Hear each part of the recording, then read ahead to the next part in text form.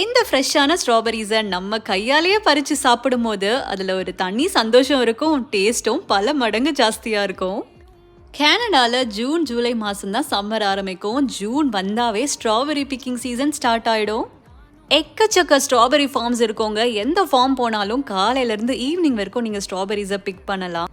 உங்களுக்கு வீட்டுக்கு எவ்வளோ தேவையோ அவ்வளோ ஸ்ட்ராபெரிஸ் நீங்கள் பிக் பண்ணி எடுத்துகிட்டு வரலாம். வெயிட் போட்டு அதுக்கேற்ற மாதிரி ஒரு ப்ரைஸ் போட்டு கொடுப்பாங்க. அதே மாதிரி பிக்கிங் பண்ணும் போதே கூட நீங்கள் ஸ்ட்ராபெரி சாப்பிட்டுக்கலாம். செம்ம டேஸ்டியாக இருக்குங்க. டைரெக்டாக பறித்து சாப்பிடும் போது தான் அந்த ஃப்ரெஷ்னஸ் பல மடங்கு ஜாஸ்தியாக இருக்கும். இந்த சீசனில் கண்டிப்பாக உங்கள் வீட்டில் ஜூஸஸ், மில்க் ஷேக், ஸ்மூதிஸ் அப்படின்னு சொல்லிட்டு எக்கச்சக்கமாக ஸ்ட்ராபெரிஸ் வச்சு பண்ணலாம்.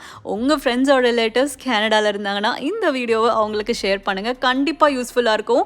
இந்த ஸ்ட்ராபெரி ஃபார்ம் பற்றின எல்லா டீட்டெயில்ஸும் ஒரு பெரிய வீடியோவில் கொடுத்துருக்கேன். இந்த வீடியோவுக்கு கீழே இருக்க லிங்கை கிளிக் பண்ணி கண்டிப்பாக அந்த வீடியோவை பாருங்கள். பாய்.